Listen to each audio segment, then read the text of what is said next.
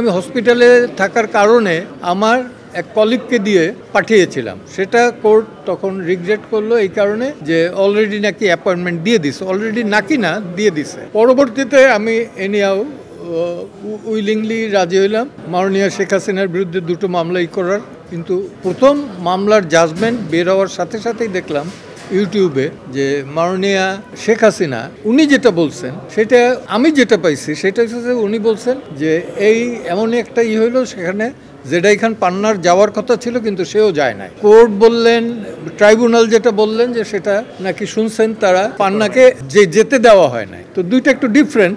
আর দ্বিতীয়ত বলা হলো যে আপনি যে পরবর্তীতে রিগ্রেট করলেন, আমরা রিগ্রেট করছি, লেখা আছে সেখানে যে আমার ব্যক্তিগত এবং শারীরিক কারণে আমি মাননীয়া শেখ হাসিনাকে প্রতিনিধিত্ব করব না।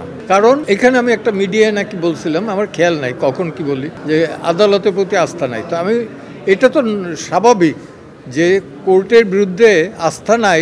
কোর্টে বলছে যে আমার যে পজিশনটা হলো একদিকে এই প্রসিকিউশনের দেখাই বলছে যে ওনাদের বাহিনী, এবং আরেকদিকে হলো যে আওয়ামী লীগের যে সাপোর্টার, তাদের দুই দিকের যে উক্তি, তা তো আমি স্যান্ডউইচ হয়ে গেছি। ভয় পাওয়ার প্রশ্ন নাই। ট্রাইব্যুনাল না, টোটাল বিচার ব্যবস্থা এটা কতখানি আস্থায় আছে কি না আছে এর সবচেয়ে বড় সাক্ষী আপনারা তো সমাজের আয়না। আপনারাই বলতে পারবেন যে মানুষ পুলিশ এবং বিচারের দ্বারস্থ কখন হয় এবং হয়ে তারা সন্তুষ্ট কিনা।